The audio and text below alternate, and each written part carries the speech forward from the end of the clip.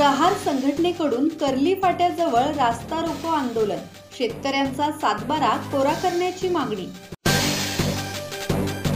नंदुरबारमध्ये शेतकऱ्यांचा सातबारा कोरा करण्याची मागणी आणि अपंग बांधवांच्या प्रलंबित मागण्यांकडे सरकार दुर्लक्ष करत असल्याचा आरोप करत प्रहार संघटनेकडून कर्ली फाट्याजवळ रास्ता रोको आंदोलन करण्यात आले।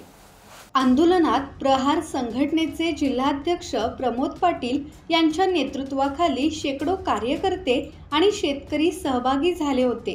सरकारने निवडणुकीच्या काळात अनेक घोषणा केल्या, मात्र त्या केवळ आश्वासनापुरत्याच राहिल्या आहेत, असा आरोप करत आंदोलनाचा इशारा देण्यात आला। यावेळी प्रमोद पाटील, नाना चव्हाण, नाना शिंदे, शैला पटेल, साहेबराव कोळी, योगेश धनगर, मंगलचंद जैन, नामदेव माळी, चंद्रकांत माळी यांच्यासह मोठ्या संख्येने शेतकरी आणि अपंग बांधव उपस्थित होते। सुरेश सुतार, संवाद मराठी लाईव्ह, नंदुरबार।